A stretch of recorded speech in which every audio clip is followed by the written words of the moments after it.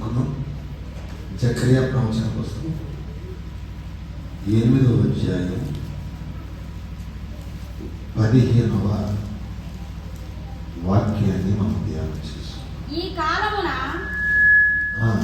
యెరూషలేమునకును యూదా వారికి మేలు చేయ ఉద్దేశించుచున్నాను కనుక భయపడకుడి.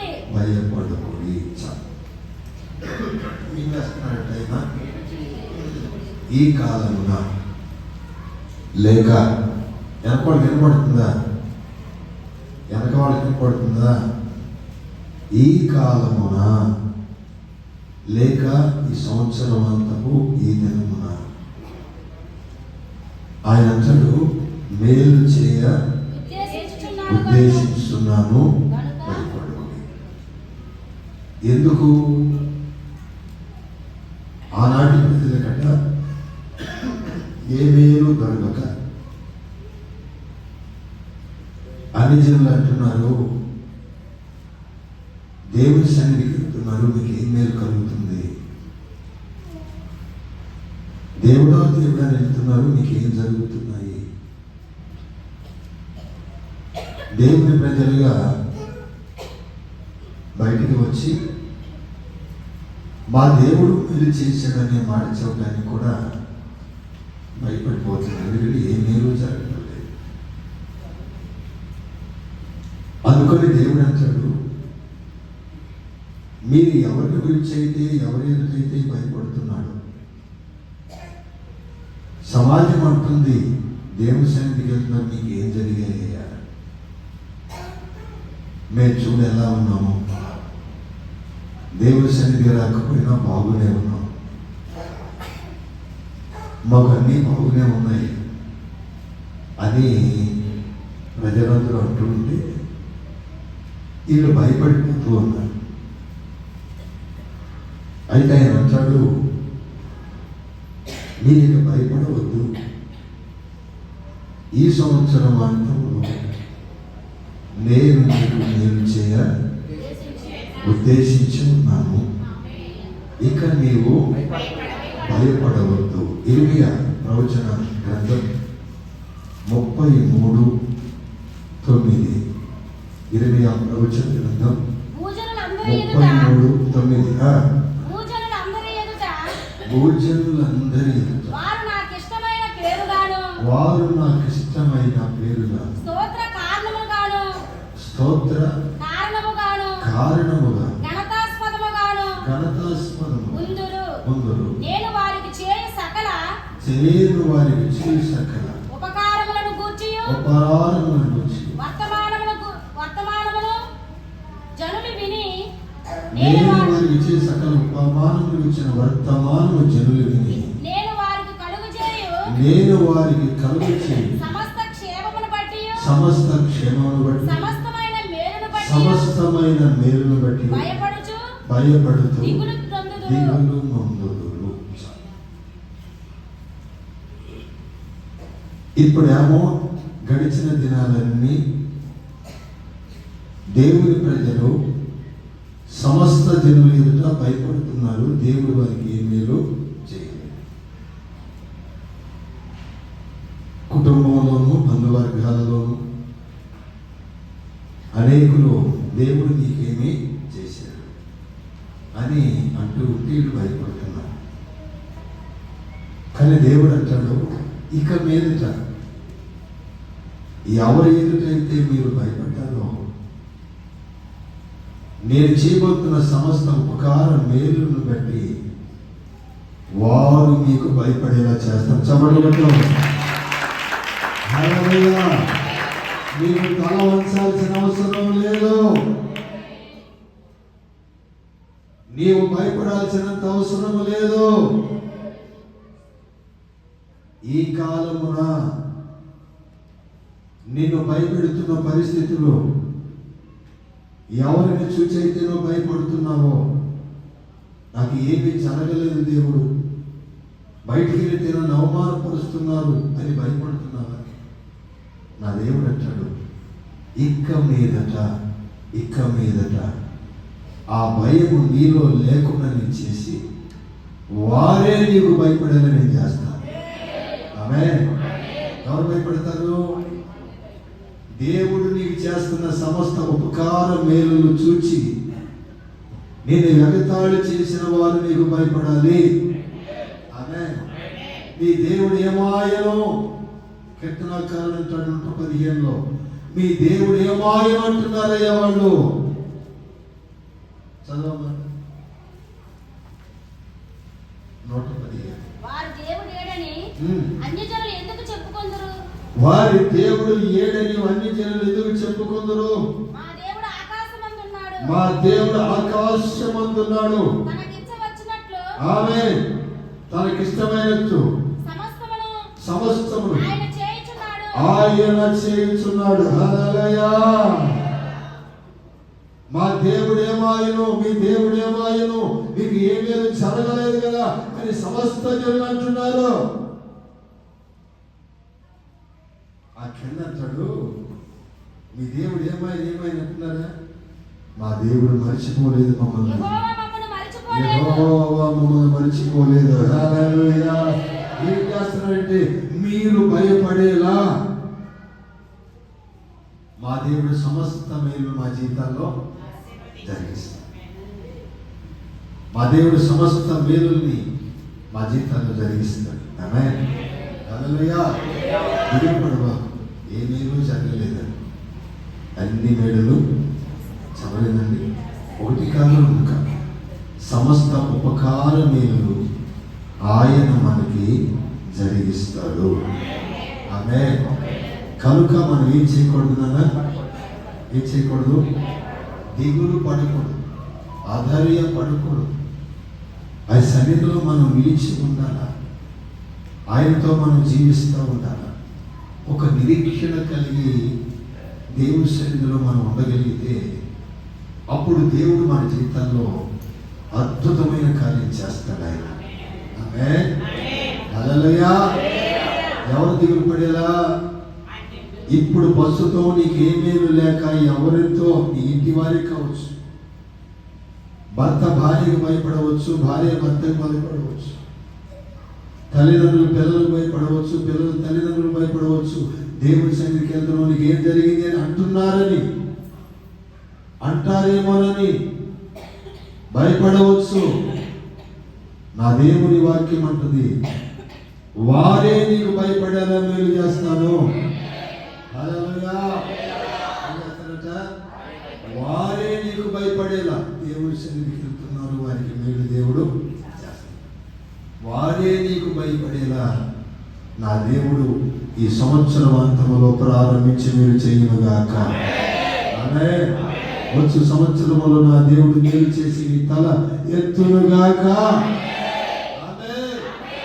తల దించకూడదు. దావీదు వలె చెప్పాలా, నా దేవుడు నన్ను మర్చిపోలేదు, ఆయన నన్ను ఆశీర్వదించిన మాట నీ నోట నిత్యము వచ్చునుగాక. ఆమేన్. హల్లెలూయా.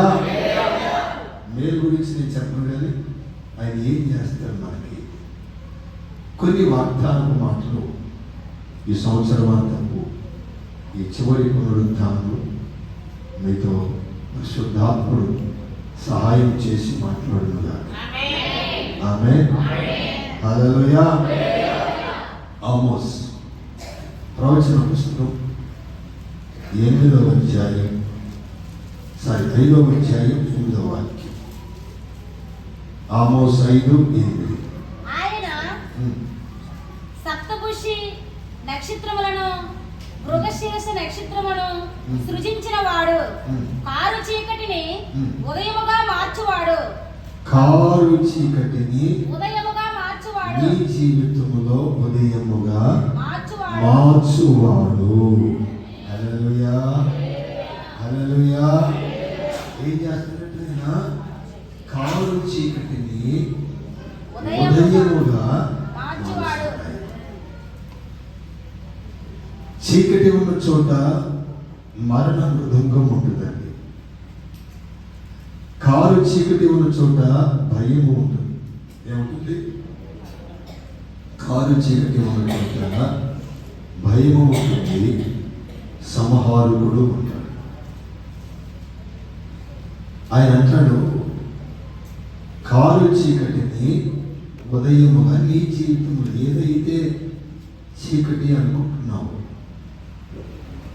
ఏదైతే నా జీవితం చీకటి మయముగా ఉంది, నా బ్రతుకులు ఎలుగు లేదు అని నీవు అనుకుంటున్నావు, ఆ విషయాల్లో ఆయన కారు చీకటిని వెలుగుగా చేయగలిగిన వాడు.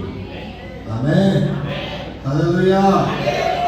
ఆయన వెలుగు చేస్తాడు, నేను తేజరిల్లు చేస్తాడు. ఎందుకంటే లెమ్ము యెహోవా మహిమ వెలుగు నీ మీద ప్రకాశిస్తుంది. ఆమేన్. ఈ చీకటి తెరలు, మబ్బు తెరలు తొలగిపోయాయి. నీ జీవితంలో చీకటి అనుకుంటున్నావేమో. కారు చీకటిని ఏం చేస్తాడట ఆయన? చెప్పాలా? కారు చీకటిని ఏం చేస్తాడు? ఆయన వెలుగుగా మారుస్తాడు. ఒకవేళ నిన్ను గాఢాంధకారపు కటిక చీకటిలో నీకు దారి కలుగజేసి ఆ భయాందోళకమైన పరిస్థితిలో నిన్ను నడిపిస్తున్నాడేమో. నీ చుట్టూ ఎటు వెళ్ళకుండా మాచి పత్తిని నీకు కంచెగా వేసాడేమో. చేదైన అనుభవాల్లో ఇంతవరకు నీవు నడిచేవేమో.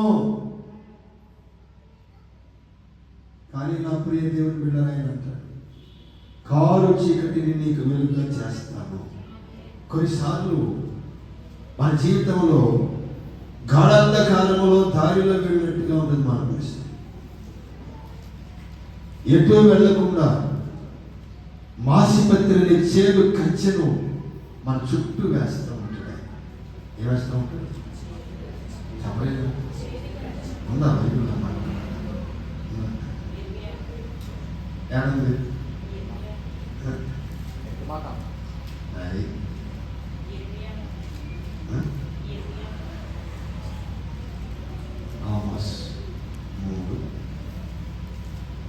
సరే, విలాప వాక్యాలు 3. విలాప వాక్యము 3. ఆయన కటిక చీకటిలోని దారి తీసి దానిలో నన్ను నడిపించున్నాడు. మాటి మాటికి దినమే ఆయనను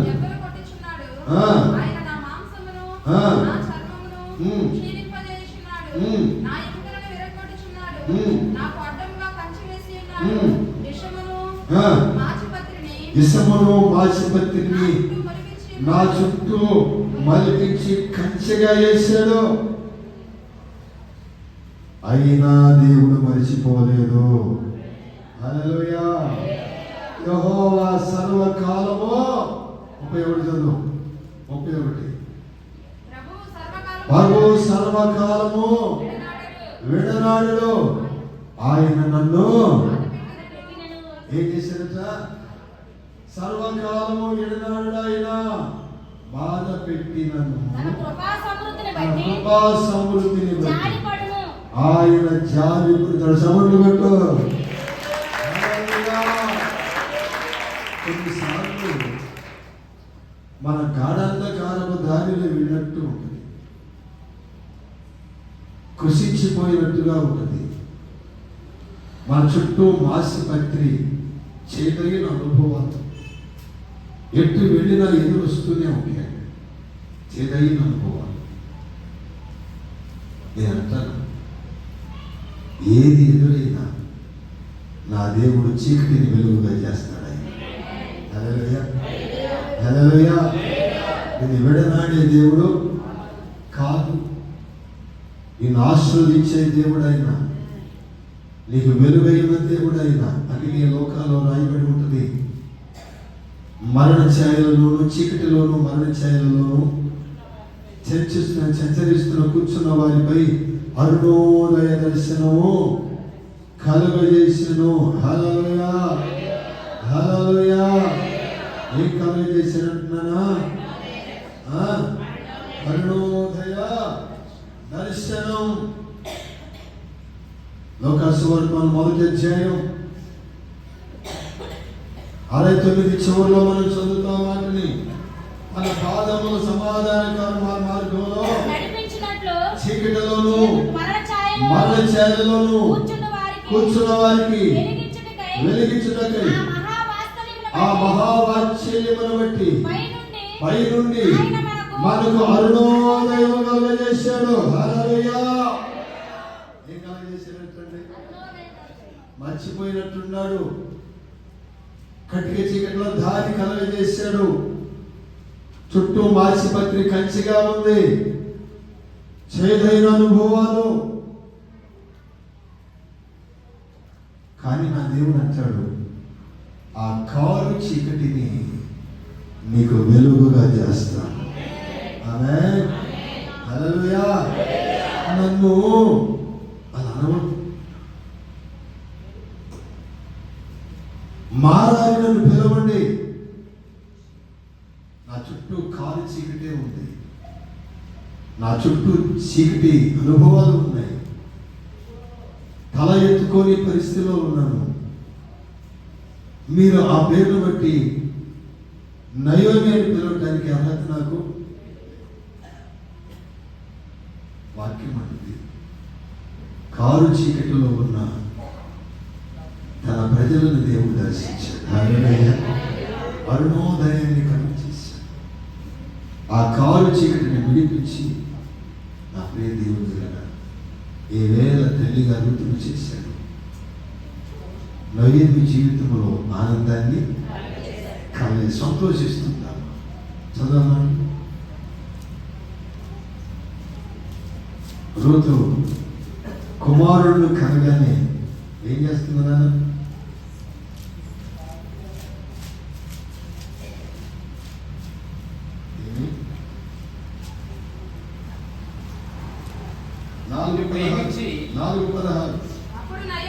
అప్పుడు నయోమి ఆ బిడ్డను తీసుకొని కౌగిలించుకొని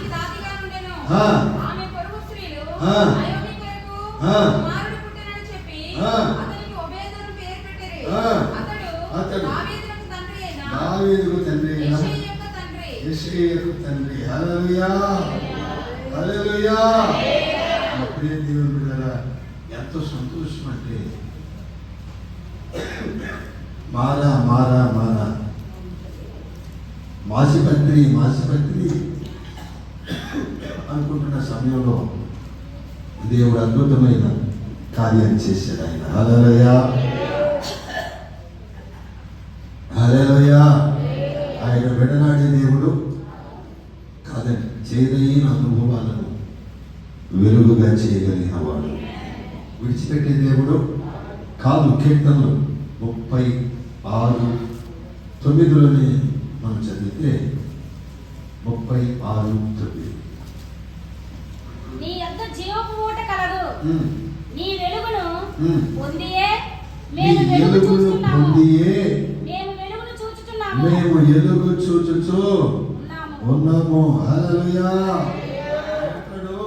నీ వెలుగు పొందియే మేము వెలుగులో నడుస్తున్నాం. ఎంత వెలుగు అంటే అంత వెలుగు. దేవా, ఒకప్పుడు చీకటిలో ఉన్నట్టున్నాం, ఒకప్పుడు గాఢాంధకారములో ఉన్నట్టున్నాం, కానీ ఇప్పుడు నీ వెలుగు మా మీద ప్రకాశించగా నీ వెలుగును చూస్తూ నడుస్తున్నాం. హల్లెలూయా. హల్లెలూయా.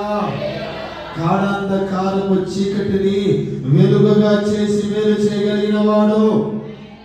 ఆమేన్.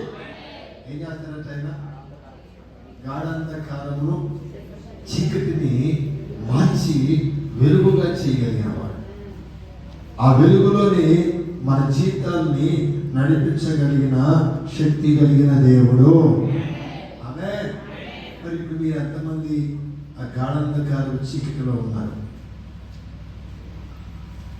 ఈ చుట్టూ మాసిపత్రిని ఇబ్బందులతో ఎటు పోయినా కలిసి రాక చేదైన అనుభవాలు రుచి చూచి అనుభవిస్తున్నాడో నాకు తెలియదు, కానీ నా దేవుడు వాటన్నిటిలో నుంచి ఈ సంవత్సరం అంతములో విడిపించునుగాక. ఆమేన్. ఆయన వెలుగు నీ మీద ప్రకాశించునుగాక. ఆయన తేజస్సు నాకు నడిపించునుగాక. ఆయన వెలుగులో నీవు నడుచుదువుగాక. ఆమేన్. ఆయన వెలుగులో నిన్ను నడిపిస్తాడు. ఏం చేస్తాడు? ఆయన వెలుగులోనే నడిపిస్తాడు. ఆయన వెలుగైన దేవుడు. ఆమేన్. నా దీపము యేసయ్యా నీవు వెలిగించినావు, సుడిగాలిలోనైనా జగవానలోనైనా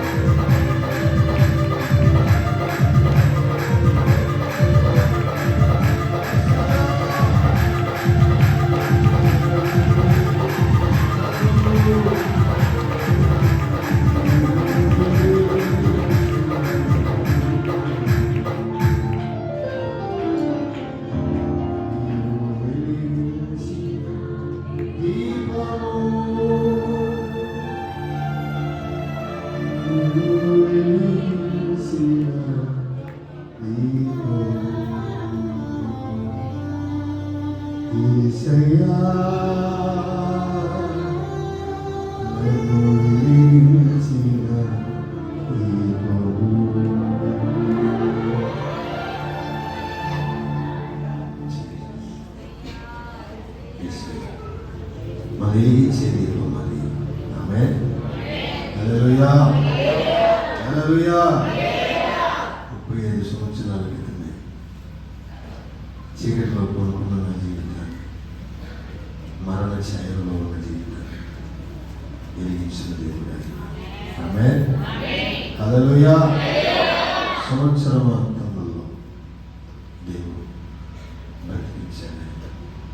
మన దేవుని సన్నిధిలో గొప్ప కార్యాలు చెప్పలేను. 1990 సంవత్సరం 7 డిసెంబర్లో 18వ తారీఖు మరణంలోకి వెళ్ళిపోయాను. 24వ తారీఖు రాత్రి దేవుడు బ్రతికించాడు. హల్లెలూయా, హల్లెలూయా, హల్లెలూయా. 24వ తారీఖు డిసెంబర్ 1990 సంవత్సరం సాయంత్రం 6:30కి డాక్టర్ వచ్చి ఇంటికి తీసుకెళ్ళి ఇక చనిపోతాడు, మెడిసిన్ కూడా చేయలేదు. రాత్రి నా తల్లిదండ్రులు బతిమలాడి సంతకాలు చేసి ఆ రాత్రి అక్కడే ఉంచాడు. నా దేవుడు ఆ రాత్రి దర్శించాడు. హల్లెలూయా. ఎలా సాధ్యం?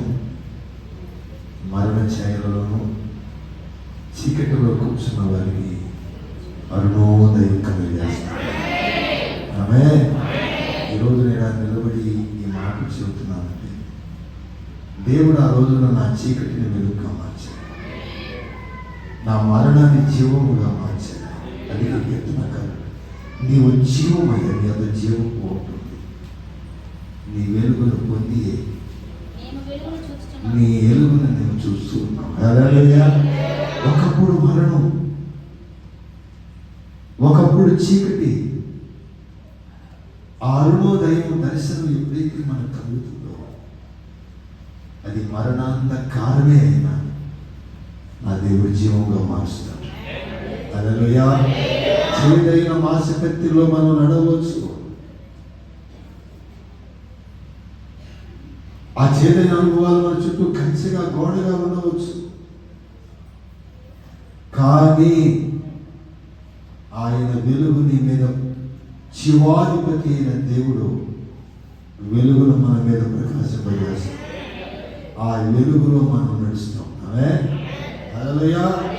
ఈ సంవత్సరవంతంలో మీ జీవితంలో ఏదైతే చీకటి అనుభవాలు, చేదైన అనుభవాల్లో ఉన్నాం, అవన్నీ నా జీవితం, మీ జీవితంలో దేవుడు విడిపించునుగాక, వెలుగుతో నడిపించునుగాక. ఆమేన్. విశ్వసిస్తే చెప్పు. హల్లెలూయా, హల్లెలూయా. రెండోదిగా చూద్దాం. హోషేయ 2వ అధ్యాయం 15వ వాక్యం. హోషేయ 2వ అధ్యాయం అక్కడి నుండి 15వ చదువు. అక్కడి నుండి దానిని తోడుకొని వచ్చి దానికి ద్రాక్ష చెట్లు నిత్తును, ఆకోరు శ్రమగల లోయను నిరీక్షణ ద్వారముగా చేసేదను.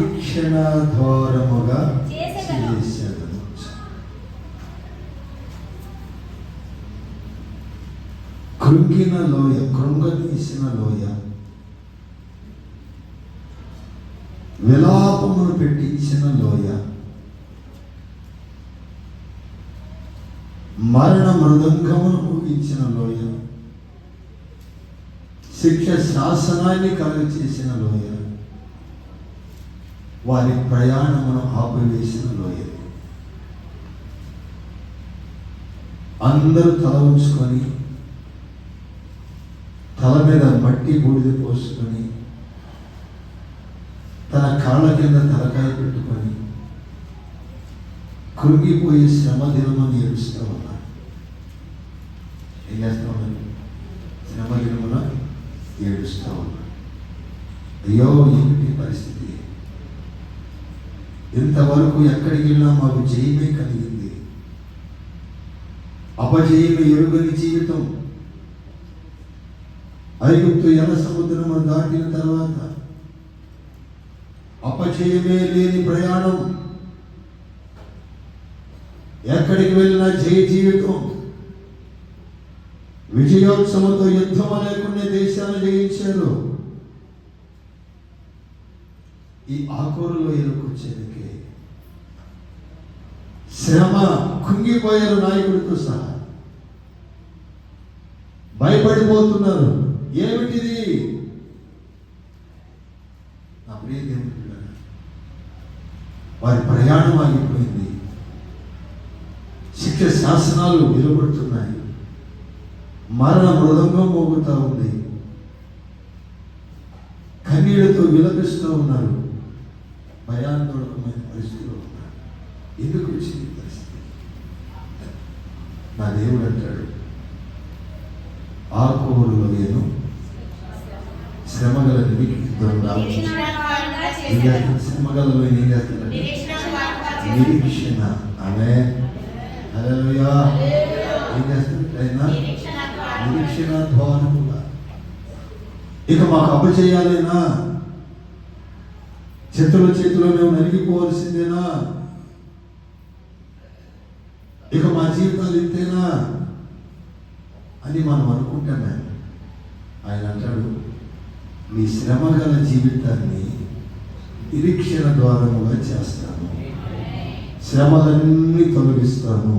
హల్లెలూయా. ఏ విషయాలు అయితే నువ్వు శ్రమ పడుతున్నావో నాకు తెలియదు, నా దేవునికి తెలుసు. ఆయన నీ శ్రమలన్నిటినీ విడిపించగలిగిన వాడు. అనే శ్రమ పడుతున్నావా? కష్టపడుతున్నావా? చెప్పలేదండి. శ్రమ పడుతున్నావు, కష్టపడుతున్నావు, కానీ ఏమి లేదు నాన్న, ఏమి లేదు. తినటానికి చెప్పాలా? తినటానికి ఉంటున్నా, ఆహారం ఉంటలేదు. మొదటిగా శ్రమ పడుతున్నావు, కష్టపడుతున్నావు, చెమట ధరణి వేస్తున్నావు, కానీ నీ కష్టార్జితము ఎవరో తినవలసి వస్తుంది, ఎవరినో పోషిస్తున్నావు, ఎవరో ఉన్నారని. నేను అంటాను, ఆ శ్రమలో చిరిపిస్తాడు ఆయన. హల్లెలూయా. కొంతమంది మనం ఇచ్చే అన్న ఇంట్లో పిల్లల్ని నన్ను పెట్టుకోని కానీ వాళ్ళని పెట్టుకుంటూ ఉంటాడు అన్న. ఎవరిని? ఇంట్లో. ఒకవేళ ఆ అలవాటు లేకపోయినా నన్ను నా పిల్లలు పెట్టుకోడన్నా నలుగురు కుర్రోళ్ళు వేసుకుని బ్యాండ్ షాపులు చుట్టూ తిరిగి కాజేస్తారన్నా. ఇంట్లో సరైన సదుపాయం. ఒకడేమో చెడు అలవాటులో వేరే బిల్లు పెట్టి కట్టుకున్న ఇల్లును పోషించడు, కన్నబిడ్డను పోషించడు, ఎవరికన్నా పోషిస్తూ ఉంటాడు. ఇంకొకడేమో ఇంటిని పోషించడు, నలుగురు కుర్రోళ్ళు వేసుకొని వాళ్ళను పోషిస్తూ ఉంటాడు. ఏం చేస్తూ ఉంటాడు? వాళ్ళని పోషిస్తాడు. ఇంకొకడు చూస్తే కట్టుకున్న వాళ్ళు పోషించడు, కానీ నా తమ్ముడు, నా అన్నలు, నా అక్కలు, నా శరీరులు అని వాళ్ళని పోషిస్తాడు, కానీ ఇంటి వారిని పోషించాడు. కొన్ని విధాలైనటువంటి ఆలోచనలు కలిగి కుటుంబ వ్యవస్థను పాడు చేసుకుంటూ కుటుంబాన్ని పోషించలేని పరిస్థితులు. శ్రమ. రెండు చేతులా సంపాదిస్తున్నాం, కానీ శ్రమ. బయటికి వెళ్ళి చూద్దామా? మీకేమండి అంటున్నారు. ఎందుకంటే మన కుటుంబం అలాంటిది. కానీ లోనికి చూస్తే శ్రమలు, మనిషికి ఒక ఆలోచన, మనిషికి ఒక పద్ధతులు. ఈ కార్యాల వల్ల కుటుంబంలో ఏం కలుగుతుంది? బయటికి వెళ్ళి ₹1 అప్పడుగుదామంటే వాళ్ళు అంటారు, నీకేంటండి అంటారు. మా నాన్న ఇప్పుడు బాధపడేవాడు, ఏ బతుకులు. ఎందుకంటే మా పురాతన నుంచి ఉన్నవాడు గాను ₹1 అడిగిన వాడు గాను. మా తాత చనిపోయినాక మా నాన్న తాగుతాడు కదా, ఆయన స్థిరపడి తాగుడు మానుకుని ఈ మధ్య కాలంలో కాస్త ఆర్థికంగా ఇబ్బంది పడుతూ ఉండండి. చిన్నప్పుడు నేను అదిగా అప్పుడు నా 10 సంవత్సరాలు ఇంటికి వచ్చి ఏ బతుకు అనేవాడు. ఏం జరిగిందంటే ఎక్కడికప్పుడు ఏమిగా నీకేంటి రాబోయే అదే ఒక ₹100 ₹1000 అప్పుడు కదామంటే నీకేమిటండి అంటే. అంటే పురాతన నుంచి అలా జీవించారు కనుక ఈయన వ్యర్థమైన తాగుడు అలవాట్లు పోషించి మా తాతగారు చనిపోయిన తర్వాత కాస్త మధ్యకాలంలో శ్రమలు వచ్చాయి. ఈ శ్రమలో ఎవరికైనా ఎక్కడికైనా వెళ్ళి ఒక రూపాయి పొదులు అడుగుదామంటే సిగ్గు. ఏంటి ఆ సిగ్గు అంటే మీకేమిటి, మీకు చెప్పలేదు, మీకేమిటి. అలాంటి వాళ్ళు ఇక్కడ చాలామంది ఉంటారు. ఎందుకంటే గుట్టుగా బతికి ఒక ఉన్నత స్థితిలో నిలబడి ఎవరిని సహాయం అనుకున్న రూపాయి అనుకున్నా జీవించి కొన్ని శ్రమల కాలంలో ఎక్కడికైనా వెళ్ళి ఒక రూపాయి సహాయం అడుగుదామంటే ఎవరు కూడా ఇస్తారు. ఎందుకంటే ఏమన్నా అడగాలన్నా మనిషి. కానీ నా దేవుడు అంటాడు, ఆ శ్రమల్లో వచ్చి కూడా వినిపిస్తాడు. హల్లెలూయా, హల్లెలూయా. ఒక్క 3 సంవత్సరాలు మా నాన్నగారు బాధపడ్డాడు. ఇటు పోయినా నీకేమిటంటారు రూపాయి ఎవరు. హల్లెలూయా, నీకేమిటంటారు రూపాయి ఎవరు. కానీ మా అమ్మడ పెదనాన్న ఉంటాడు పెద్ద, అది ఎరిగిన ఆయన మా తాత ఆయన సహాయం చేసేవాడు. హల్లెలూయా. అన్నీ ఆయనే చూసుకునేవాడు. పొలానికి పెట్టుబడి అంతా ఇంత ఆహారం కదా పొలానికి ఇంచుమించుగా 4 సంవత్సరాలు ఆయనే చేశాడు. ఆమె హల్లెలూయా. విజయకులు ఉండదు మా సినిమా మా నాన్నగారు. దేవుడి సన్నిధిలో ఆయన సహాయం చేసి మా నాన్న కుటుంబాన్ని ఒక స్థాయిలో నిలిపించాడు. ఆమె హల్లెలూయా. అంటే కొన్నిసార్లు మనకి శ్రమలు వస్తాయండి,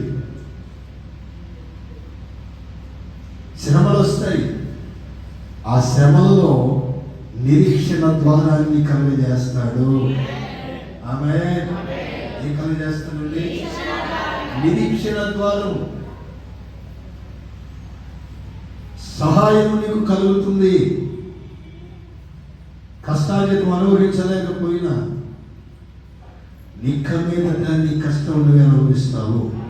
ఆమె యెషయా 65:21.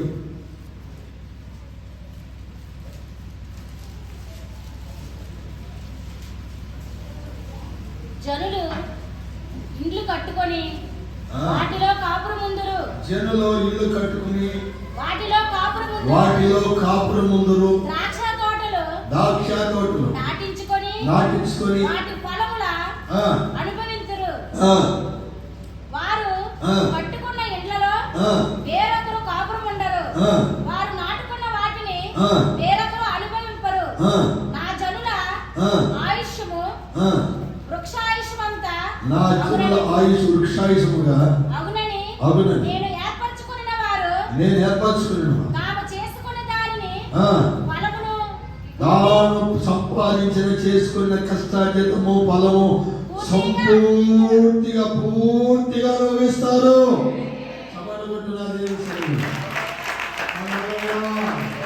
మీకు ఏం మేలు చేయబోతున్నాడు? శ్రమగల లోయను నిరీక్షణ ద్వారముగా. ఎంతవరకు నీ కష్టార్జితాన్ని సంపూర్తిగా నీవు అనుభవించలేదేమో. నా దేవుడు ఈ సంవత్సరం చివరి పునరుద్ధానపు ఆరాధనలో వాగ్దానం చేస్తున్నాడు. నీ కష్టార్జితం, నువ్వు సంపాదించింది, నీవు పంట పండించింది, నీ ఫలము నీవు నీ కుటుంబమే సంపూర్తిగా భుజించునుగాక. ఆమె వేరొకడు కాదు. ఇక నేను మేలు చేయబోతున్నాను. ఎంతవరకు కష్టపడి ఆ సంపాదన నీవు అనుభవించలేక శ్రమ పడిపోతున్నావేమో. కష్టపడుతున్నావు, చేతికి రావట్లేదు, సంపాదిస్తున్నావు, అనుభవించలేకపోతున్నావు అని అనుకుంటున్నావా? ధైర్యంగా ఉండు. నా దేవుడు నీ కష్టార్జితం నీవే అనుభవించేలా చేస్తాడు. ఆమేన్, హల్లెలూయా. ఎవరి సొమ్ము కాని కూడా అయినా దేవుని సన్నిధిలో ఒక నిరీక్షణ ద్వారాన్ని దేవుడు కలగచేస్తాడు.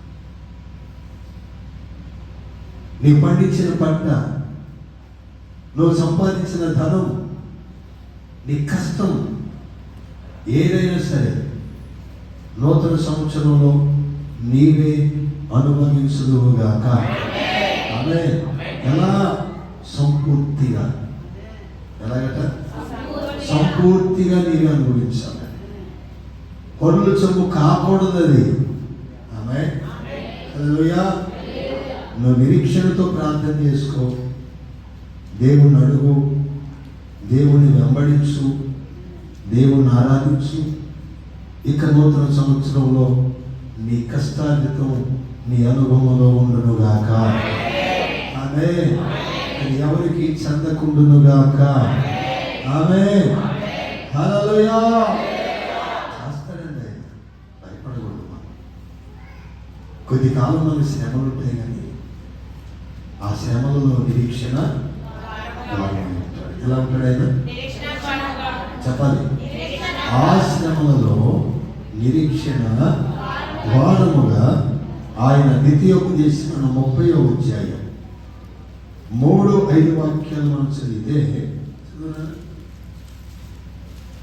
ద్వితీయోపదేశం 30వ అధ్యాయం 3-5 వాక్యాలు. నీ దేవుడైన యెహోవా చెరలోని మిమ్మల్ని తిరిగి రప్పించును. ఆయన మిమ్మల్ని కరుణించి నీ దేవుడైన యెహోవా ఏ ప్రజలలోనికి మిమ్మల్ని చెదరగొట్టును వారిలో నుండి తాము మిమ్మల్ని సమకూర్చి రప్పించును. మీలో ఎవరైనా ఆకాశ దిగంతములకు వెళ్ళగొట్టబడినను అక్కడి నుండి నీ దేవుడైన యెహోవా మిమ్మల్ని సమకూర్చి అక్కడి నుండి రప్పించును. నీ పితరులకు స్వాధీనపరిచిన దేశమున నీ దేవుడైన యెహోవా నిన్ను చేర్చును. నీవు దాన్ని స్వాధీనపరచుకొందువు. ఆయన నీకు మేలు చేసి నీ పితరుల కంటే నిన్ను విస్తరింపచేయును. నీ పితరుల కంటే నేను అంటాను, నీవు సంపాదించిన, నీ తాత సంపాదించిన, నీ పితరులు, నీ తండ్రి సంపాదించిన దానికంటే నువ్వు వేయాల.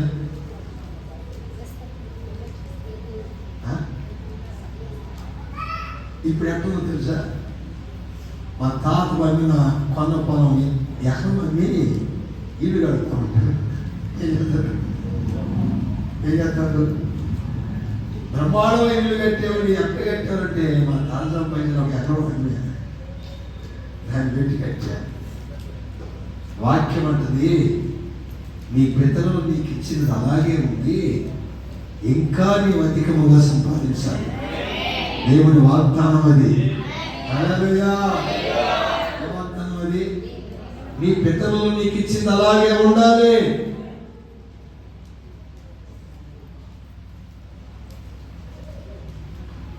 నీ పితరులకు ఇచ్చిన దానికంటే అధికముగా నీవు సంపాదించాలి. హల్లెలూయా. విశ్వసిస్తే హల్లెలూయా. ఆమేన్. మన తాత ఇచ్చిన అన్ని జులాయితనం చేసేది మనం ఉండకూడదు. ఒక లీటర్ చెందిన దాన్ని నువ్వు సంపాదించాలా. హల్లెలూయా. హల్లెలూయా. హల్లెలూయా. దేవుని వాగ్దానం అంటే నీకు మేలు చేస్తా. నిరీక్షణ లేదా? నిరీక్షణ ద్వారా ఉందా? ఇది మన ఎదుట నీ కష్టార్జితం నువ్వే పూర్తిగా సంపూర్తిగా అనుభవించేలా నా దేవుడు చేస్తాడు. ఆమేన్. హల్లెలూయా. మన తాతలు ఇచ్చింది కనుక మనం సంపాదించిన దేవుడు చేస్తాడు. విశ్వసిస్తాడు. మీ తాత ఇచ్చింది కూడా కాదు, మీ తాత ఇచ్చింది కూడా కాదు చెప్తున్నాను. చాలా మంది మనం చూస్తే తండ్రి ఇచ్చిన ఇల్లు నొప్పుతాడు, అది గొప్పగా ఉంటాడు. అవును కదా? తండ్రి ఇచ్చిన ఇల్లునే అమ్ముతాడు, ఏమంటాడు? అది గొప్పగా ఉంటాడు. ఏమైందిరా ఇల్లు? అప్పుడు పోయిందంటాడు. ఏం చేశావు? నీ దేవతేమో కష్టపడి, నీ తండ్రి కష్టపడి ఇల్లు పెడితే నువ్వు ఆ ఇల్లు ఏం చేశావు? తిరిగి ఏమంటారు తెలుసా? ఆ కాలానికి సరిపోయిందండి, ఈ కాలానికి సరిపోవడం లేదు. ఆ కాలంలో వాడు 3 పూటలు అన్నం తిన్నారు, ఈ కాలంలో కూడా మనం 3 పూటలు అన్నం తినేది, 4వ పూట తిన్నాము. హల్లెలూయా. హల్లెలూయా. ఆ కాలంలో వాళ్ళు ఈ వస్త్రాలు వేసారు, మనం కూడా ఈ వస్త్రాలు. ఆ కాలంలో 10 రూపాయలు జీతం అయితే ఈ కాలంలో 20,000 జీతం కదా కదా, చెప్పలేదండి. మీరు ఎప్పుడు చెప్తాను, 1,10,000 వస్తే భార్య అన్నింటిలో ఉంటారు. 2 ఎకరాల పొలం ఉంది, మా తాత ఇచ్చిన స్థలం ఉంది, అందులో అద్దె కొట్టాలి కదా, భార్య మధ్య తప్పించారు. ఏమైంది ఆయన అన్నాడు, ఆ కాలంలో జరిగిపోయిన పాస్టర్ గారు ఈ కాలానికి రాదు అన్నాడు. అబ్బో అంటే మీరు ఏం చేస్తున్నావు, చేసి మేత మేయట్లేదు కదా, రేటు పెట్టదు అడుగు తిన్నానే అంటే నీకేం లేదు చెప్పలేదంటే నిరీక్ష. దేవుడు అంటాడు, మన పితరుల దానికంటే, మన పితరులు మనకిచ్చిన దానికంటే ఆమె కృపరాన వాక్యం ఏమారంటారు. ఇదిగా కూర్చుంది ఏడా కూర్చుంది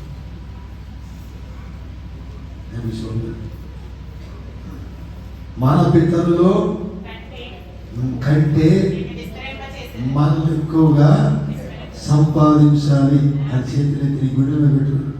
దేవానోత్తర సంవత్సరంలో నా పితరులు ఇచ్చిన దానికంటే ఎక్కువగా నేను ఉండాలి. ఆమేన్. ఉండాలి. హల్లెలూయా. ఇది దేవుని వాగ్దానం. ఏ వాగ్దానం? మన పల్లెటూరులోకి వెళ్ళి చూస్తే ఏమండి, వాళ్ళ కింద కూలి పని చేసిన వాళ్ళేమో ఉన్నత శిఖరాలు ఎక్కారు. ఏమండి, వాళ్ళేమో అక్కడే ఉన్నారు. అవునా కదా? పల్లెటూరులోకి మనం చూసి వాళ్ళ కింద కూలి పని చేసిన వాళ్ళేమో సంపాదించుకొని మంచి మంచి ఇల్లు కట్టుకొని పొలాలు సంపాదించుకొని ఏమండి కాలువలో పండుగలో తిరుగుతుంటే వాళ్ళు మాత్రం అక్కడే ఉన్నారు. ఎందుకని చెప్పలేదండి. మా ఊరి పక్కనే గుర్తుపడాను, మా కాడి కలిసారు. 8 ఎకరాల ప్లాట్, 2 ఎకరాల ప్లాట్, 5 ఎకరాల ప్లాట్. కాబట్టి 3 చోట్ల ఉంది. ఒక్కడే కొడుకు భుజంగరావు అని, భుజంగరావు ఒక్కడే కొడుకు. చాలా చెప్పాను, సెంపులూరు పేటలో రైస్ మిల్లో మోటార్ పోతున్నాడు. 8 ఎకరాలు, 5 ఎకరాలు, 2 ఎకరాలు, ఎంత మొత్తం 15 ఎకరాలు. లేదు, రైస్ మిల్లో మోటార్ పోతున్నాడు సెంపులూరు పేటలో. ఏమైంది? ఒకసారి 12 వేసాడు, 2 ఎకరాలు, 2 ఎకరాలు, 2 ఎకరాలు వచ్చింది. మూడోసారి 5 ఎకరాలు వేసాడు. ఈ 5 ఎకరాలు అటు పోయింది. మరలా వేసాడు, మరలా పోయింది. ఇవి మోటలు ఎత్తుకుంటున్నాడు.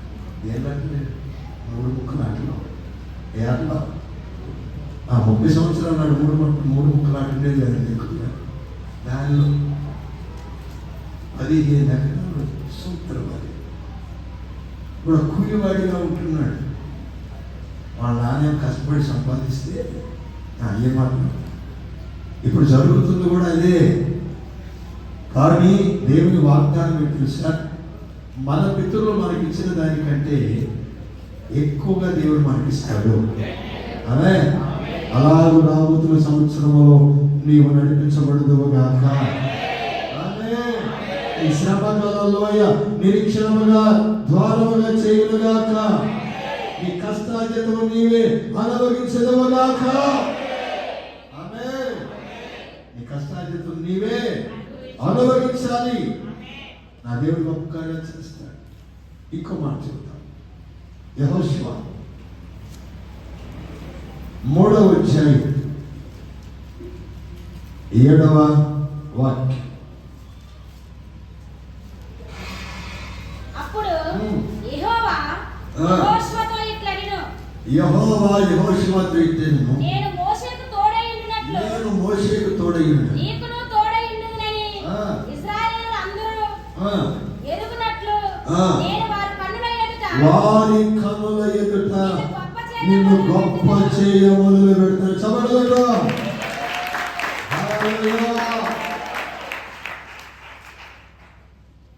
సినాయి పర్వతం మీద దేవుని దర్శనం పొందినవాడు,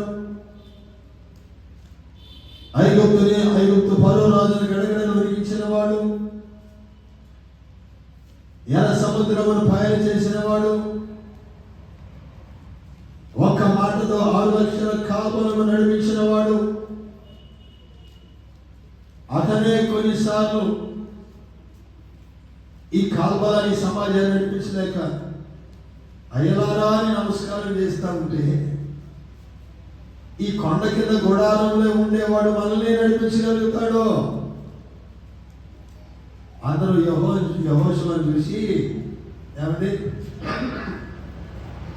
ఏడాదిగా మాట్లాడుతున్నారండి, భయపెడుతున్నారు. మోషే చనిపోయాడు, నువ్వు ఎలా ఈ ప్రజలు నడిపిస్తావు? అంతటి ఉపవాసించి ప్రార్థన చేసేవాడే సంఘాన్ని నడిపించలేకపోతే, ఈ కాల్బలాన్ని నడిపించలేకపోతే, కళ చూపితే ఎర్ర సముద్రం పాయలైపోయింది, కళ చూపితే అడిగా ఐగుప్తు గడగడాడింది, నీకు ఏముందా నడపడానికి, ఎలా నడిపించగలుగుతావు అని అందరూ ఆయన భయపెడుతున్నారు. నిజమే, యెహోషువ కూడా ఆలోచించాడు. నా యజమానుడు దేవుని దర్శనం పొందినవాడు కదా, దేవుని అధికారం పొందినవాడు కదా, మహత్కార్యం వచ్చేసి ఐగుప్తును గడగడలాడించిన వాడు కదా, కళ చూపితేనే ఎర్ర సముద్రం పాయలైంది, అతనే కొన్నిసార్లు ఈ ప్రజలను నడిపించడానికి కొంతగా బాధపడుతూ ఉన్నాడు. నేను ఎలా నడిపించాలి అని మనుషులనే మాటలకి కృంగిపోయి భయపడుతూ ఉన్నాడండి. ఏం చేస్తున్నాడండి? మాధవుడు కొన్నిసార్లు నీకు చేస్తున్నావా అంటారా లేదు చెప్పలేదండి, నువ్వు చేయగలవా అంటారు. ఏసారి గారు చనిపోయినా కూడా గుంటూరులో లోకల్గా క్రైస్తవులు అనేవాడు, ఏసారి గారి అయిపోయింది దృష్టి మరి ఇక మందిరాలు సున్నాలు వేసిన డబ్బులు కూడా ఇచ్చేవాళ్ళు ఉంటారు. ఈ అబ్రాహం ఏం నడిపిస్తాడు, ఇప్పుడున్న సేవకులు ఏం నడిపిస్తాడు, ఈ అమ్మస్తులు వాళ్ళకి ఏం చేస్తాం? ఈ వస్తున్న దృష్టిలో మందిరం వాళ్ళంతా విశ్వాసం మనకి ఆవిడకి వస్తారని తలలు ఊగారండి, ఊగారు. వాళ్ళందరికీ భద్రాన్ని నడిపించి బాబు అంటాం, హల్లెలూయా అంటే ఏమి చేతగా అనుకోవచ్చు, నేను ఘనహీనుడిగా ఎంచవచ్చు, ఘనహీనురాలుగా ఎంచవచ్చు, కానీ నా దేవుడు వారి ఎదుట నిన్ను ఘనపరుస్తాడు. ఆమేన్, హల్లెలూయా. వాళ్ళ చేతగా నువ్వు అనుకోవచ్చు, ఏమి తెలియదు అనుకోవచ్చు, వారి కనుల ఎదుట అదే యెహోషువ గ్రంథం 4:14 వాక్యాన్ని చదివితే యెహోవా ఇశ్రాయేలు ఎదుట యెహోషువను గొప్ప చేసిన కనుక వారు మోషేను గౌరవించినట్టు అతడు బ్రతుకు దినములనిట అతను ఏం చేశారండి? గౌరవపరిచింది. హల్లెలూయా. చెప్పాడు, గణపరుస్తాను. వారికి సీనియర్టీ అంత లేకపోయినా వారు చేసిన వర్క్, వారు చేసిన పరిచర్యను బట్టి ప్రమోషన్ కూడా ఉంటుంది. నాకు తెలియదు అన్నట్టుగా పెట్టుబడి పట్టించుకోకుండా ఉన్నాం అనుకోండి, రిటైర్మెంట్ అప్పుడు వచ్చింది నీకు ముఖం ప్రమోషన్, ఎంత వయసు వచ్చింది కానీ ఇంకా నీకు ప్రమోషన్ రాలేదు, ఆ ప్రమోషన్ రాదు. ఎందుకంటే అక్కడే ఉంటాను, ఇచ్చా ఇక నేనే ఇంకొకటి. కానీ ఆ వర్క్లో బాధ్యత తీసుకుని ఆ డ్యూటీ చేసే ఆ వ్యక్తికి సీనియారిటీ లేకపోయినా ప్రమోషన్ ఉంటుంది. హల్లెలూయా. ఎందుకని? తనకున్న టాలెంట్, తనకున్న బాధ్యత, తను చేస్తున్న వర్క్ మనపై అధికారులు చూస్తారు. ఇక దాని ప్రమోషన్కి వయసుతోటి సీనియారిటీతో అవసరమే లేదు. ఎందుకంటే ఇతడు బాధ్యత కలిగిన వ్యక్తి. హల్లెలూయా, హల్లెలూయా, హల్లెలూయా. అలాగే దేవుని సన్నిధిలో మనం ఘనపరచబడాలి, గొప్ప చేయబడాలి అంటే మన దేవుని సన్నిధిలో తల ఉంచిన పరిచారకులమై ఉండాలి. పరిచారకులము కాకుండా ఘనత కావాలంటే చనిపోయేంత వరకు పాకులాడిన ఎవరు మనల్ని కనపరచలేదు.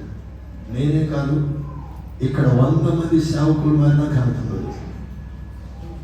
ఇక్కడ 100 మంది సేవకులు మారినా, కొత్త శ్వాసలు వచ్చినా ఈ తరం పోయినా ఘనత లేదు. ఎందుకంటే మనం ఎవరిపై ఉండాలి? పరిచారకులని. యెహోషువని కనపరచడానికి కారణం ఏంటంటే పరిచారకుడు. ఎవరట? ప్రజలందరూ అనుకోవచ్చు, మోసే చేతుల మీద నీళ్లు పోసేవాడు, మోసే కాళ్ళు కడిగేవాడు, మోసే చుట్టూ తిరిగేవాడు, ఇతనే నడిపిస్తాడు మనల్ని అనుకోవచ్చు. దేవుడు అంటాడు, వారి కనుల ఎదుట నిన్ను గొప్ప చేయ మొదలు పెడతాం. చమలుగా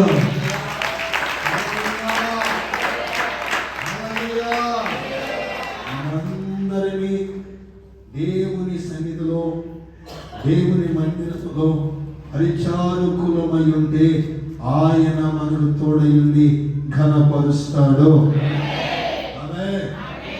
మనల్ని కించపరిచిన వారు మనం తక్కువగా చూసిన వారి ఎదుటే నీవు కనపరచబడతావు. హల్లెలూయా. అనుభవం నీకు ఉండాలి. అధికారం అంటే కుదరదు.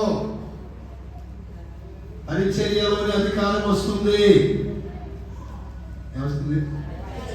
మీరు చాలా మందికి నాలుగు ఏంటంటే మన సేవకులతో సమీపం ఉండకూడదు, దేవుని మందిరంలో పరిచర్య చేయకూడదు, మన ఘనతలో మన ఇట్టాగే ఎవరు కనపరచదండి, ఎవరు కనపరచదండి. సేవకునికి దేవుని మందిరంలో అనుగుణంగా పరిచర్య చేసినప్పుడే దేవుడు మనల్ని కనపరుస్తాడు. ఆమేన్. హల్లెలూయా. ఏం చేస్తాడండి? చెప్పలేదండి. ఘనత. ఉదాంతాలను 17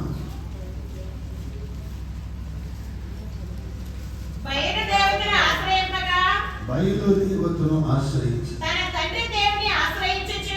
తండ్రి దేవుని ఆశ్రయించు. ఇశ్రాయేలు వారి చర్యలను వెంబడింపక ఆయన ఆజ్ఞలను అనుసరించి 12వ వాక్యం చదువున్నాను. యెహోషాపాతు అంతకంత గొప్పవాడై యోధా దేశమును కోటలను సామగ్రిని నేను ఈ పట్టణములు కట్టించెను. హల్లెలూయా. ఏం చేయాలంటే నేను అంటాను, మీరేమనుకున్నా ఈ మందిరంలో కూర్చున్న వారి చర్యలు ఏమి మనం అనుసరించకూడదండి. ఇశ్రాయేలు రాజుల చర్యలు చెడ్డవి.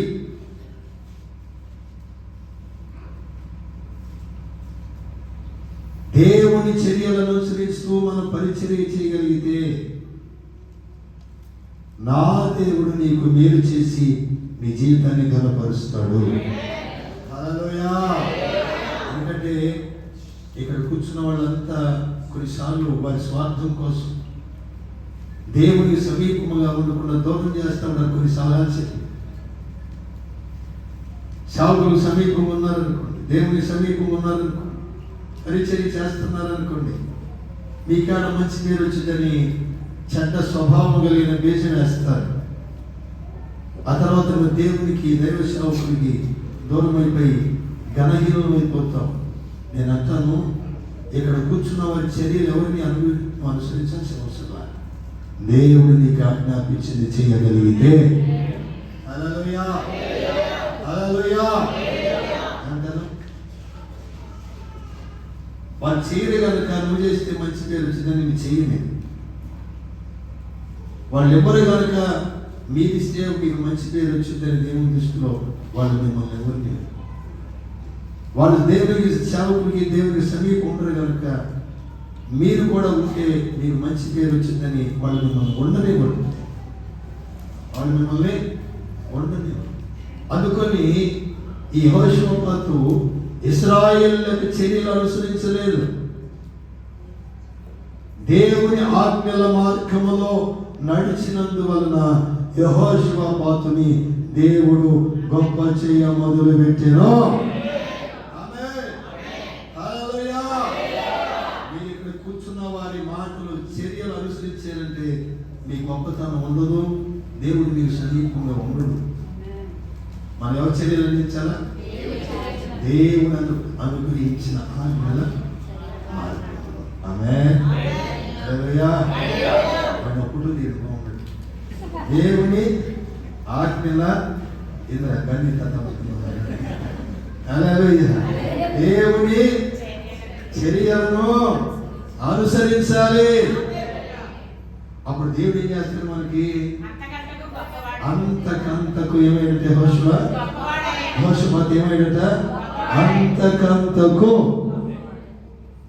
గొప్పవాడాయను. హల్లెలూయా. ఒకటి పరిచారకులమై ఉండాలి, రెండోది దేవుని యొక్క చర్యలు అనుసరించిన వారు. అప్పుడు దేవుడు మన జీవితంలో అద్భుతమైన కార్యాలు చేస్తాడు. హల్లెలూయా. అపాదములు, అన్నాజీలు, పావమర్దులు, ఫ్రెండ్సులు ఏం ఉండవండి. అలా బంధాలు కలుపుకొని భక్తి చేస్తే నువ్వు దేవునికి దూరంగా ఉంటావు. ఘనపరిచేవాడు ఒక్కడు, మనం ఘనపరచబడాలి. ఆమె చివరిగా ఒక మాట చెప్పి ముగిస్తాను.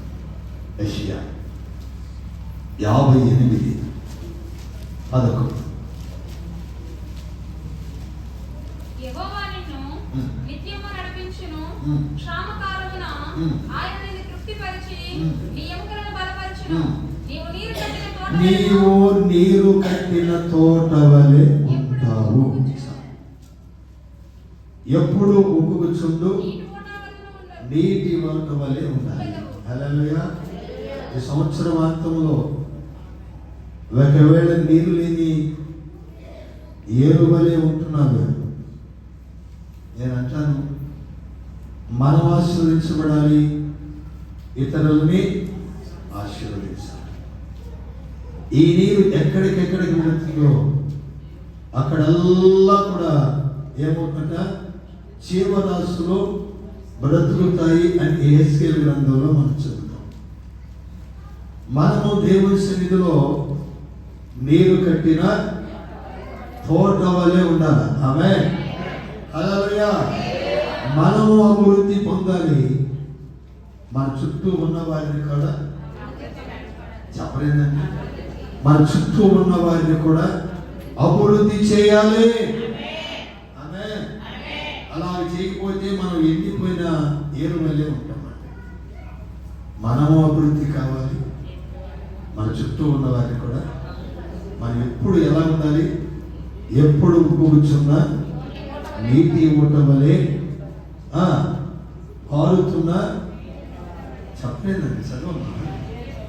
నీవు నీరు కట్టిన తోట వలెన ఎప్పుడునూ ఉబుకుచుండు నీటి ఓట వలెన ఉండదు. ఎప్పుడు ఉబుకుచుండు నీటి ఓట వలెన నీటి ఓట. ఆమేన్.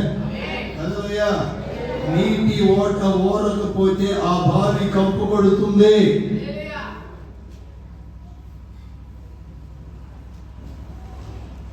జలధారలు ఓడకుండా ఆగిపోతే మన పితరుల నాటి బావులు ఇప్పటికీ తరాలు మారినా త్రాగుతున్నట్టు నీరు ఓడుతుంది. నీరు ఓరటం ఆగిపోయినా, ఆ నీళ్లు రుచి మారిపోయినా ఆ బావి కంపు కొడుతుంది. ఏం చేస్తుందనా? ఆ బావి ఏం చేస్తుంది? కంపు కొడుతుంది. రుచి మారిన తర్వాత బావిలో నీళ్ళు చేదే వాళ్ళు ఒక్కళ్ళు ఉండరు. చెప్పలేదు. రుచి మారిన తర్వాత ఆ బావిలో నీళ్ళు చేదేవాళ్ళు ఒక్కరు. ఇదివరకు మా ఊరిలో ఎలాగే బాగుంటే శవం తీసి నీళ్ళు తాగేవాడు. బావిలో బోర్లో చక్కని నీళ్ళు వచ్చి పెప్సీ కంపెనీ పడిన తర్వాత ఏరులోను, బావుల్లోను, బోరులోను తాగటానికి లేవు. ఇప్పుడు అవన్నీ మూతపడిపోయి వాడేవాళ్ళు లేరు. అందుకని గ్రామానికి నష్టం కలిగిందని ఆ కంపెనీ వాళ్ళు మా ఊరికి ఇంటికి కొన వేసి ఒక 8 ఎకరాలు చెరువు నిర్మించి వాళ్ళే ఉచితంగా పైపు వేసి, అంటే నీటి మూట ఆగిపోయినా రుచి మారినా ఎలా ఉంటుందా, ఆ వాయు అయిపోతుంది, కంపు కొడుతుంది, ఎందుకంటే వాడే పడుతుంది. అందుకని మనం ఎప్పుడు నీటి ఓట వలె, ఎప్పుడు ఉప్పుచుండు నీటి ఓట వలె ప్రవహిస్తూ ఉంటారు. హల్లెలూయా. మన నీటి, మన జీవితంలో చూసే నీటి ఓట మనిషికి ఆహ్లాదకరముగా ఉండాలి. ఆమేన్. ఎలా ఉండాలన్నా సంతోషం ఇచ్చే నీళ్ళై ఉండాలి. ఆమేన్. మనం కొంతమంది చూస్తే ఆ నీటి ఓట ఎట్లుంటుందంటే ఎదుటి వారికి కన్నీళ్లు బాధ తెప్పి చేయగలంటే పాడైపోయిన నీటి ఊట. ఏమిటి ఊటది? అతని నోట్లోంచి వచ్చే, వారి నోట్లోంచి వచ్చే, స్త్రీ పురుషులైన వారి నోట్లోంచి వచ్చే మాట ఎలా ఉండదంటే ఎదుటి వారికి కృంగదీసి కన్నీరు విడిచి బాధపడేలా చేసేలా ఉందన్నమాట. ఇది చెడిపోయిన బావి, ఓట ఆగిపోయిన బావి, లేకపోతే టేస్ట్ మారిపోయిన బావి. అయితే మన కడుపులో నుంచి జీవజల నదులు పొర్లి పోరాలి. హల్లెలూయా. నేను ఇచ్చు నీళ్లు తాగితే నీ కడుపులో నుంచి జీవజల నదులు పారుతాయి. ఆమేన్. జీవజలమైన యేసయ్య మన జీవితంలో ఉండాలి. ఒకవేళ గమనించి సంవత్సరాంతంలో నీ ద్వారా, నీ నోటి పాట ద్వారా ఎవరైనా కన్నీరు విడుస్తున్నారేమో, కష్టపడుతున్నారేమో, కృంగిపోతున్నారేమో, నీకు సరదాగా ఉండవచ్చు అని చెప్పారు. సరసోక్తు నేను సరదాగా అన్నాను అంటావు నలుగురు అని. ఆ వ్యక్తి ముఖాన్ని చూడు ఎలా ఉంటుందో. బాధపడగా సరదాగా అన్నా, అందుకే బాధపడతా. నలుగురిలో కూడా అతను కించపరిచే చెడ్డ మాట సరదాగానే, నలుగురు సరదాగా ఉన్నాను, నవ్వుకుంటున్నాను, ఇందుకే బాధపడతావంటే నీ నోరు, నీ జీవితం కూడా చెడిపోయింది. ఏమైంది? సరదాగా అంటే ఎందుకంటే బాధపడతాడు ఏంటంటే నలుగురిలో ఏమన్నా చాతగా అంటాడు. ఇది సరదాగా అంటాడు. ఇది ఏం తెలియదులే అంటాడు నలుగురిలో. ఇది సరదాగా అంటాడు. ఆ అన్న వ్యక్తి మొహం చూడు ఎలా ఉంటుంది, బాధపడతాడు. అంటే మన నోటి నుంచి వచ్చే మాట చాలా మంది ఆడపిల్లలు కూడా కనిపిస్తున్నాను. నలుగురు చూపిస్తారు, నువ్వు చేయగలవా, ఎట్టున్నావు అంటారు. ఆ మాట నిన్నంటే నీకు తెలిసి ఆ కోపం లేదు, ఆ బాధ లేదు. అది బాగానే ఉందా, చేయలేవా అంటారు. ఆ మాట నిన్నంటే ఆ కడుపు కోత ఎలాంటిదో నీకు తెలుస్తుంది. అదే నలుగురు సరదాగా కూడా నీ ఓట మారకూడదు. అనే ఎదికి వారిని బాధ పెట్టే ఓట మనం అయి ఉండకూడదు. ఎప్పుడు మనిషికి ఆశీర్వాదకరముగా ఉండే, ఆహ్లాదకరమైనటువంటి ఉగుగుచున్న, ప్రవహిస్తున్న నీటి ఓట వారిని ఉండాలి.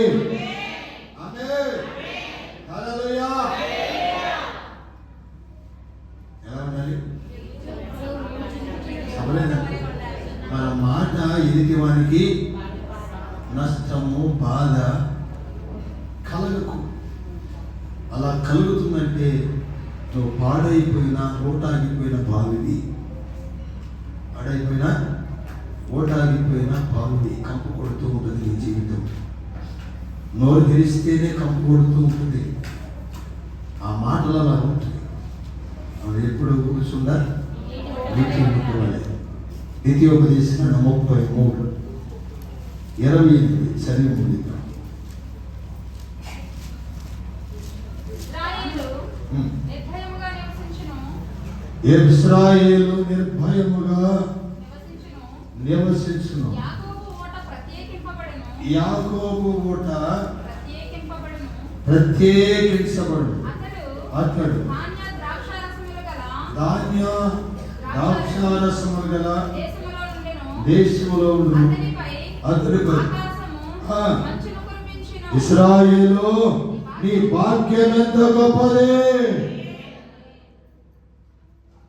ఇశ్రాయేలు ఎవరట చెప్పలేదండి. యాకోబు ఓట ప్రత్యేకించబడిన ఓటది. ఇశ్రాయేలు అసలు ఈ భాగ్యం ఎంత గొప్పది. ఎప్పుడు ఊసుడు నీటి ఓట వలె ఉంటున్నావు.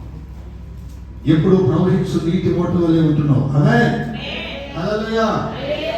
ఆయన మన నీటి ఓటగా చేస్తే మన భాగ్యం గొప్పదవుతుంది.